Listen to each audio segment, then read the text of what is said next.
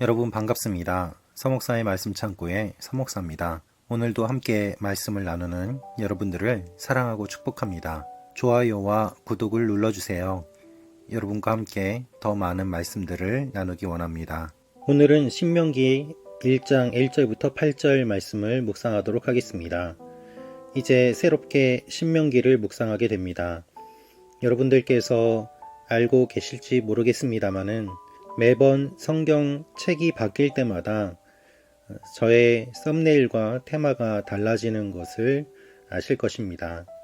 각각의 책별로 묵상할 때에 조금 더 쉽게 구분하기 위해서 디자인을 다르게 하고 있습니다. 그것을 참고하시면서 이전의 영상들도 함께 보시면은 더 좋으리라고 생각됩니다. 신명기 말씀을 통해서 하나님께서 우리에게 주시는 마음들을 함께 나누기를 원합니다. 신명기는 모세가 이스라엘 백성들이 광야에서 가나안 땅에 들어가기 전에 마지막으로 유언처럼 그들에게 전하는 세 편의 설교입니다. 세 편의 설교는 과거에 하나님께서 어떻게 하셨는가, 현재 어떤 일들을 하고 계시는가, 그리고 앞으로 하나님께서 어떻게 하실지, 가나안 땅에 들어가면 어떻게 해야 할 것인지에 대한 내용들이 기록되어 있습니다. 오늘은 그 중에 첫 번째로 신명기 1장 1절부터 8절, 즉 모세가 처음에 하는 설교가 기록되어 있습니다. 1절입니다. 이것은 모세가 요단강 동쪽의 아라바 광야, 곧 바란, 도벨, 라반, 하세롯, 디사합 사이에서 모든 이스라엘 백성들에게 말한 것입니다. 모세가 구체적으로 어디에서 설교했는지가 기록되어 있습니다. 특별히 대상이 누구입니까?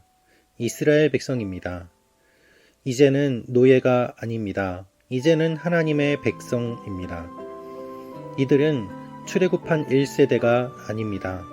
광야에서 태어난 2세대입니다.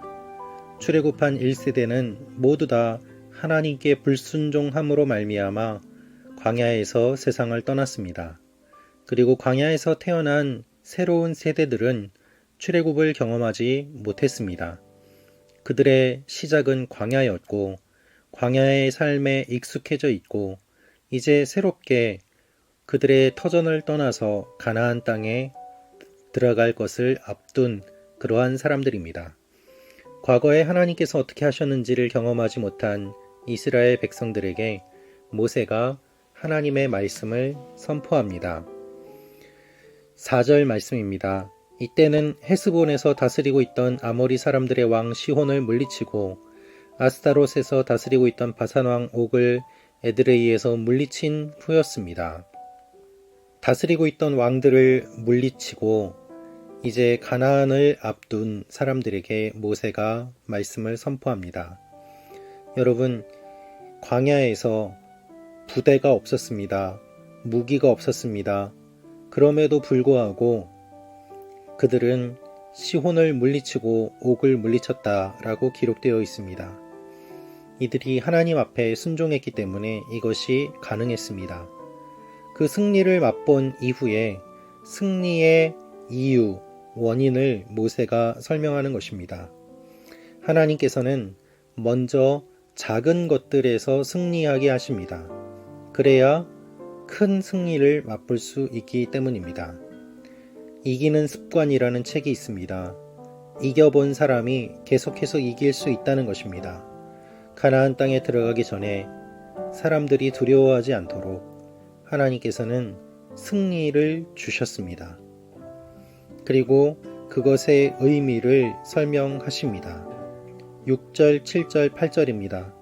우리 하나님 여호와께서 호렙산에서 우리에게 말씀하셨다. 너희는 이 산에서 오랫동안 머물러 있었다. 진영을 철수하고 아모리 사람들의 산지로 들어가라. 아라바와 산지들과 서쪽 산 아래 평지와 그 남쪽과 해변을 따라 사는 모든 이웃들과 가나안 사람들의 땅과 레바논으로 저 큰 강 유프라테스까지 가라. 보라, 내가 너희에게 이 땅을 주었다. 들어가서 여호와께서 맹세하며 너희 조상들 곧 아브라함과 이삭과 야곱에게 또 그들 뒤에 계속될 후손들에게 주겠다고 하신 그 땅을 차지하라. 이제는 오랫동안 머물러 있는 곳을 떠나 진영을 철수하고 하나님께서 약속하신 그 땅으로 들어가라는 것입니다. 여러분, 그저 과거에 머물러 있지 마십시오. 하나님께서 여러분의 삶 가운데 새로운 일들을 이루어 가십니다. 하나님이 약속하신 땅이 있습니다. 그 땅을 차지할 준비를 하십시오. 그것이 하나님이 주신 약속입니다. 할렐루야. 여러분, 우리의 과거는 끝났습니다. 하나님이 새로운 일들을 이루어 가십니다. 하나님이 여러분의 삶 가운데 새로운 약속을 주십니다. 그것이 무엇입니까? 그 땅을 차지하라는 것입니다. 우리의 인생은 광야와 같습니다. 그러나 광야에서 끝나지 않습니다. 광야가 목표가 아닙니다. 광야가 목적지가 아닙니다.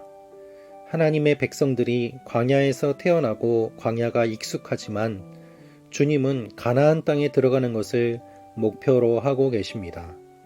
우리의 삶도 이 땅이 목표가 아닙니다.